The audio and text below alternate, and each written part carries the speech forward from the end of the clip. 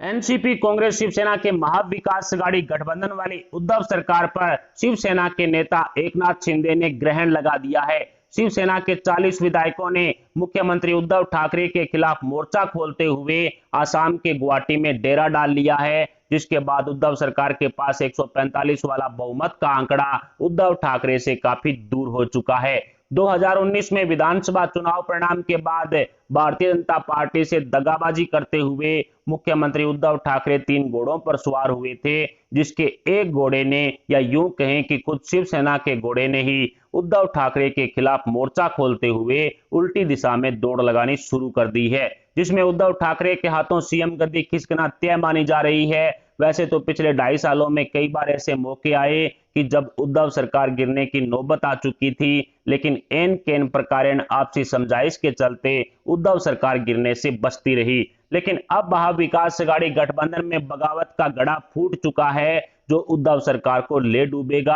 हालांकि एमएलसी चुनाव के तुरंत बाद ही शिवसेना के 40 विधायक और 6 निर्दलीय विधायकों ने, जो उद्धव सरकार को समर्थन कर रहे थे, वो महाराष्ट्र से फरार होकर के गुजरात पहुंच जाते हैं और अगले ही दिन उद्धव सरकार के लिए बगावती संदेश इन बागी विधायकों द्वारा भेज दिया जाता है। दरअसल एकनाथ शिंदे एनसीपी और कांग्रेस के साथ गठबंधन करने से काफी नाराज चल रहे थे। बताया जा रहा है कि राज्यसभा चुनाव के दौरान भी एकनाथ शिंदे ने मुख्यमंत्री उद्धव ठाकरे के सामने एनसीपी और कांग्रेस से गठबंधन तोड़कर भारतीय जनता पार्टी के साथ सरकार बनाने की मांग की थी, लेकिन उद्धव ठाकरे ने अपने अहंकार के चलते एकनाथ शिंदे के इस प्रस्ताव को ठुकरा दिया था, जिसके बाद से ही महाविकास आघाड़ी गठबंधन के विधायकों में बागी सुर देखने को मिले और राज्यसभा चुनाव के साथ साथ एमएलसी चुनाव में भी शिवसेना के कई विधायकों ने क्रॉस वोटिंग करते हुए भारतीय जनता पार्टी के पक्ष में अपना समर्थन कर दिया। और इस बगावत के तुरंत बाद ही उद्धव ठाकरे के दाएं हाथ माने जाने वाले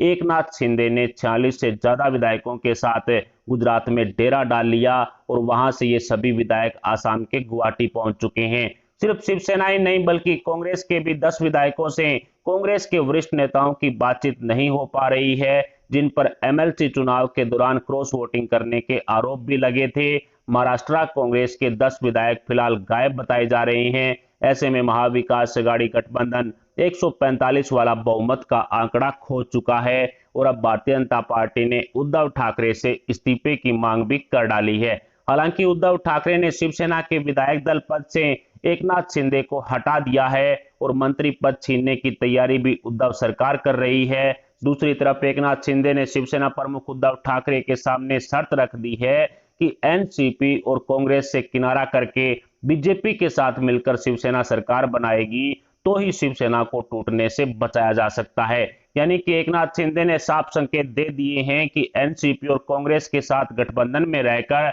बागी विधायक वापस नहीं आएंगे। ऐसे में उद्धव ठाकरे के सामने अपनी सीएम गद्दी बचाने की बड़ी चुनौती है और बागी विधायकों को वापस लाने में महाविकास आघाड़ी गठबंधन के मुखिया कामयाब नहीं होते हैं, तो फिर उद्धव सरकार का गिरना तय माना जा रहा है, क्योंकि बहुमत साबित करने के लिए एनसीपी कांग्रेस शिवसेना के पास 145 विधायक नहीं हैं। ऐसे में अल्पमत के कारण उद्धव ठाकरे को अपने पद से इस्तीफा देना पड़ सकता है और सूत्रों से मिली जानकारी के मुताबिक आज सर्वदलीय बैठक में चर्चा होने के बाद उद्धव ठाकरे मुख्यमंत्री पद से इस्तीफा दे सकते हैं। हालांकि शिवसेना के विधायकों की बगावत के बाद कई तरह की संभावनाओं का जन्म महाराष्ट्र की राजनीति में हो चुका है, जिसमें एनसीपी सुप्रीमो शरद पवार द्वारा भारतीय जनता पार्टी को ऊपर से समर्थन करने की चर्चाएं भी तेज है और इसी संभावना को सच साबित करने के लिए बीजेपी नेता देवेंद्र फडणवीस कल से ही दिल्ली में डेरा डाले हुए थे, क्योंकि प्रधानमंत्री नरेंद्र मोदी जी के साथ शरद पवार की काफी नजदीकियां हैं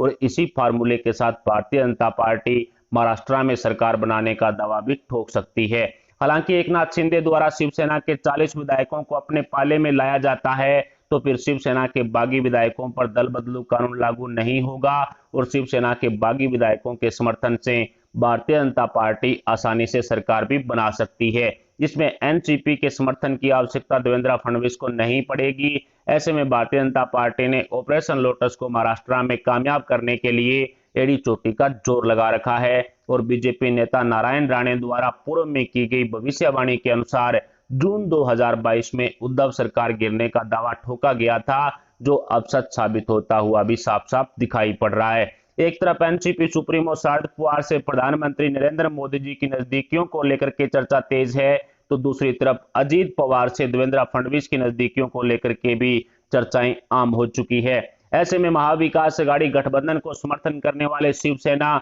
और निर्दलीय विधायकों की बगावत से कई रास्ते महाराष्ट्र की राजनीति में खुल चुके हैं, जिसमें भारतीय जनता पार्टी सरकार बनाने के लिए एड़ी चोटी का जोर लगा रही है। शिवसेना के विधायक दल के नेता से एकनाथ शिंदे को हटाने के लिए शिवसेना के सिर्फ 22 विधायकों ने ही समर्थन किया था, जिसको लेकर शिवसेना के 22 विधायकों वाला एक लेटर भी सामने आ चुका है। ऐसे में शिवसेना के 55 विधायकों में से उद्धव ठाकरे के हाथ में सिर्फ 22 विधायक ही बचे हैं और शिवसेना के 33 विधायकों ने उद्धव ठाकरे के खिलाफ मोर्चा खोलते हुए बागी सुर अपना लिए। लेकिन ताजा अपडेट के अनुसार शिवसेना के 40 और निर्दलीय सहित 6 अन्य विधायक हैं, वो एकनाथ शिंदे के साथ गुवाहाटी के होटल में मौजूद हैं और बताया जा रहा है कि जिस होटल में सभी बागी विधायक रुके हुए हैं, उस होटल के 70 कमरों को अगले 3 से 4 दिन हेतु बुक कर दिया गया है। ऐसे में एनसीपी और कांग्रेस के विधायक भी जल्द ही गुवाहाटी पहुंचने की खबरें भी आ रही है,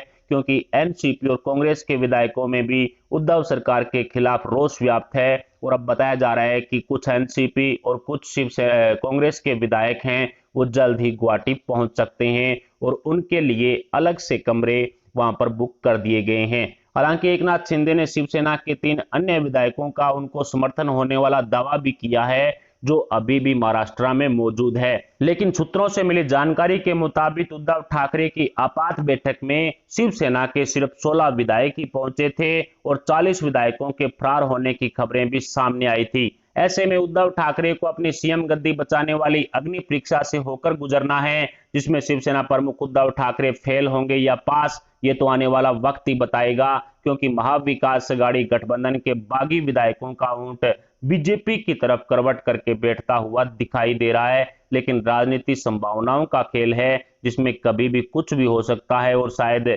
इसी के चलते भारतीय जनता पार्टी ने अभी तक महाराष्ट्र में सरकार बनाने के लिए किसी तरह का दावा नहीं ठोका है। महाराष्ट्र की राजनीति में हुए फिलहाल के हाई वोल्टेज ड्रामे से इतना तो साफ हो चुका है कि मुख्यमंत्री उद्धव ठाकरे के हाथों उनकी गद्दी खिसक चुकी है। लेकिन नई सरकार के लिए बागी विधायकों को अपने पद से इस्तीफा देना पड़ेगा या फिर नहीं, ये अभी तक साफ नहीं हुआ है, क्योंकि शिवसेना के बागी विधायकों को दल बदलू कानून से बचने के लिए 37 का आंकड़ा जुटाना पड़ेगा। यदि एकनाथ शिंदे शिवसेना के 37 विधायकों को अपने पाले में खड़ा कर लेते हैं, तो शिवसेना के किसी भी बागी विधायक को अपने पद से इस्तीफा नहीं देना पड़ेगा और वो सभी विधायक अपने पद पर बने रहकर भारतीय जनता पार्टी को समर्थन कर सकते हैं। लेकिन आज देर रात तक उद्धव ठाकरे द्वारा अपने पद से इस्तीफा देने की चर्चाएं फिलहाल तेज है। फिलहाल महाविकास अघाड़ी गठबंधन की इस स्थिति पर आपके क्या विचार हैं? क्या महाविकास अघाड़ी गठबंधन सरकार बच पाएगी या फिर शिवसेना के बागी विधायकों द्वारा ऑपरेशन लोटस को कामयाब बनाया जाएगा?